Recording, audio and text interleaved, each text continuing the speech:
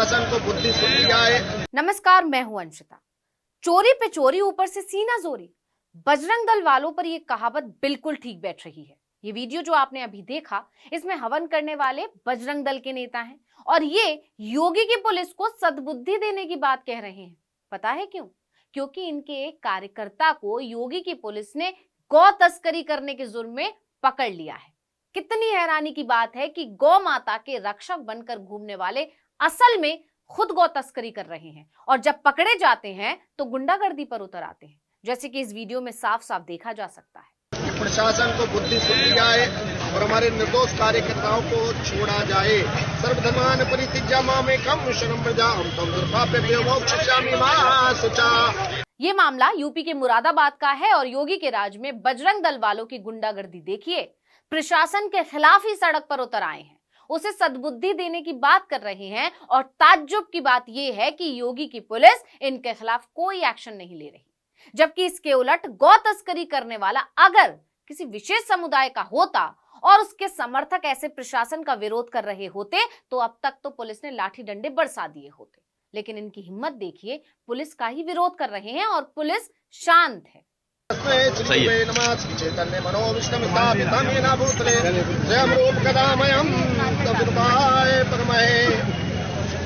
हम पूर्णाहुति करने जा रहे हैं। इस पूर्णाहुति का हमारा उद्देश्य है। आपको याद होगा, मुरादाबाद पुलिस ने गौकशी की 2 घटनाओं को लेकर सनसनीखेज खुलासा किया था। हमने पूरी घटना बताते हुए इस पर विस्तार से वीडियो भी बनाया था, आपने देखा भी होगा कि कैसे बजरंग दल का जिला प्रमुख सुमित उर्फ मोनू विश्नोई, जो खुद को गौरक्षक बताता था, वही गौकशी का मुख्य आरोपी निकला। मामले का खुलासा करने के बाद पुलिस ने बजरंग दल के नेता मोनू विश्नोई समेत 4 आरोपियों को जेल भेजा था। इसके बाद से ही बजरंग दल और बीएचपी यानी कि विश्व हिंदू परिषद ने मोनू विश्नोई की गिरफ्तारी के खिलाफ मोर्चा खोल दिया। बजरंग दल के नेता गौ तस्कर को पकड़ने के लिए मुरादाबाद पुलिस की सराहना करने के बजाय पुलिस पर सरकार की छवि धूमिल करने का ही आरोप लगा रहे हैं। बीएचपी और बजरंग दल के कार्यकर्ता पुलिस के खिलाफ धरना प्रदर्शन कर रहे हैं और मोनू विश्नोई की रिहाई की मांग कर रहे हैं, जबकि पुलिस के पास मोनू के खिलाफ पुख्ता सबूत है। यही कारण है कि कोर्ट ने भी उसकी जमानत खारिज कर दी थी, लेकिन बजरंग दल वाले अपनी मांग पर अड़े हुए हैं। नईम को इसमें इन्होंने 2000 रुपया दिया और उसको बोला राजीव चौधरी के द्वारा कि कहीं से जो गौवंश का जो सिर है उसको मतलब कुछ अवशेष लाके वो थाना छजलेट में रखे, जिससे कि पुलिस पे कार्रवाई हो और पुलिस हमारे उसमें दबाव में आए। प्रशासन को बुद्धि सुनी जाए और हमारे निर्दोष कार्यकर्ताओं को छोड़ा जाए। मुरादाबाद मंडलायुक्त कार्यालय के सामने सैकड़ों की तादाद में हिंदू संगठन के कार्यकर्ताओं और पदाधिकारियों ने इकट्ठा होकर मुरादाबाद पुलिस प्रशासन की बुद्धि शुद्धि के लिए हवन किया। बीएचपी मेरठ प्रांत के सह मंत्री जितेंद्र चौधरी ने कहा, 28 फरवरी को मुरादाबाद पुलिस ने हमारे कार्यकर्ता मोनू विश्नोई को झूठे गौकशी के आरोप में जेल भेज दिया है। उन्होंने ये भी आरोप लगाया कि पुलिस गौकशी के आरोपियों को गिरफ्तार नहीं कर रही है, यहां तक कि इन संगठनों ने खुलेआम पुलिस को धमकी भी दी है। उन्होंने कहा, हम इस मामले में इलाहाबाद कोर्ट पहुंचे हैं, अगर मांग नहीं मानी जाती है तो ये आंदोलन अनिश्चित काल के लिए जारी रहेगा। हम एक बार ज्ञापन दे चुके हैं, दूसरी बार हवन कर चुके हैं और अगर पुलिस प्रशासन हमारी बात मानता है तो ठीक है, वरना अपनी बात रखने के लिए हम आंदोलन के 20 तरीके अपना सकते हैं। यानी हिम्मत देखिए इन गुंडों की, खुद गलत होने के बावजूद पुलिस पर हावी हो रहे हैं, उन्हें धमका रहे हैं। दरअसल मामला 16 जनवरी का है, जब थाना छजलेट इलाके के कांवड़ पथ पर गौवंश के अवशेष मिले थे। इसे लेकर काफी बवाल भी हुआ था। इसके कुछ दिन बाद फिर इसी तरह की घटना थाना छजलेट में हुई थी। 28 जनवरी को चेतरामपुर गांव में गौवंश पड़ा मिला। इसको लेकर बजरंग दल के कार्यकर्ताओं ने थाने का घेराव करके जमकर हंगामा काटा था। खास बात यह थी कि दोनों ही घटनाओं की सूचना खुद बजरंग दल के ही कार्यकर्ताओं ने पुलिस को दी थी। कार्यकर्ताओं ने मामले का खुलासा ना होने और आरोपियों से मिलीभगत का आरोप लगाते हुए थाने पर जमकर बवाल भी काटा था, जिसकी अगुवाई बजरंग दल के नेता मोनू विश्नोई ने की थी। लेकिन जब मामला खुला तो सभी हैरान रह गए, क्योंकि जो सबसे ज्यादा हल्ला मचा रहा था असल में साजिश करता तो वही था, जी हाँ, मोनू विश्नोई। उसी के इशारे पर यह सारा खेल रचा गया था। मकसद था एक अधिकारी और विशेष समुदाय के लोगों को फंसाना, उन्हें बदनाम करना। मतलब योगी के उत्तर प्रदेश से बजरंग दल के गुंडों की हिम्मत तो देखिए, खुद गौकशी करते हैं और फंसाते हैं मुस्लिम समुदाय के लोगों को, मुस्लिमों के खिलाफ गंदा खेल रचते हैं। गौरक्षक का मुखौटा लगाकर घूमने वाले खुद इनके दुश्मन हैं। असल में खुद गौकशी करते हैं और बाद में विवाद भी करते हैं, माहौल बिगाड़ते हैं, एक खास समुदाय के खिलाफ नफरत फैलाते हैं और जब पकड़े जाते हैं तो हल्ला भी मचाते हैं।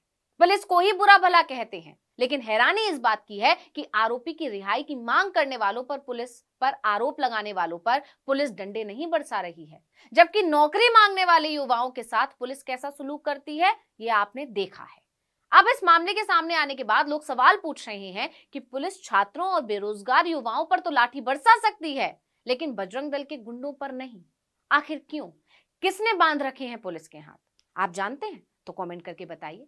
तो इस वीडियो में इतना ही। आपसे अनुरोध है, YouTube पर हमारे चैनल आर्टिकल 19 इंडिया को सब्सक्राइब कीजिए, WhatsApp पर फॉलो कीजिए। हमें बताइए आपको हमारे ये वीडियो कैसा लगा और आने वाले दिनों में हम और किन मुद्दों पर वीडियो बनाएं ये भी जरूर बताइए। ट्विटर हैंडल है article19_India, इसे भी फॉलो कर लीजिए। नमस्कार। 16 तारीख को थाना छजलेट में एक घटना हुई थी जिसमें जो कावड़ पथ है वहाँ पे एक गौ जो वंश है उसका सिर वहाँ पे बरामद हुआ था और इसी पे फिर वहाँ पे थाना छजलेट में एक अज्ञात में एक मुकदमा पंजीकृत हुआ। और उसके बाद में 28 तारीख को फिर एक घटना हुई ग्राम चेतरामपुर में रात्रि में, और वहाँ पे एक गौवंश की हत्या कर दी गई थी और उसको बाद में फिर सूचना मिली और पुलिस ने जाके उसको फिर बरामद किया और फिर बाद में आगे की इसमें कार्रवाई हुई।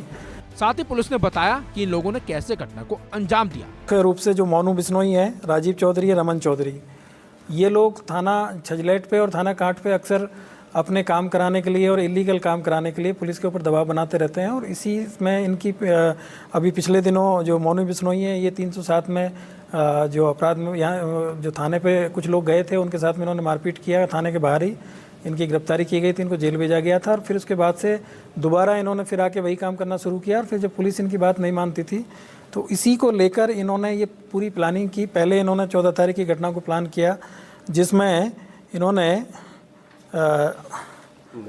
नईम को इसमें इन्होंने 2000 रुपया दिया और उसको बोला राजीव चौधरी के द्वारा कि कहीं से जो गौवंश का जो सिर है उसको मतलब कुछ अवशेष लाके और थाना छजलेट में रखे जिससे कि पुलिस पे कार्रवाई हो और पुलिस हमारे उसमें दबाव में आए। और उसके बाद में फिर इन्होंने दोबारा फिर यही काम किया और इसमें साहबुद्दीन और जमशेद को इनके द्वारा ये बताया गया कि तुम अपने जो भी आपके जो जिनसे तुम्हारी दुश्मनी चल रही है उनका नाम ले दीजिएगा और उनका फ़ोटो, उनका जो नाम, सारी चीज़ें इन्होंने निकाल के वहाँ पे पहले जो है एविडेंस क्रिएट किया गया और उसके बाद में वहाँ पे जो गाय है उसका गला काटा गया और गला काट के फिर इनके द्वारा सूचना दी गई। और जो लोग जो इसमें जिन लोगों के द्वारा इस कार्य को करवाया गया वो लोग मौके पे पहुँचे और फिर उन्होंने वहाँ पे पुलिस को सूचना दिया।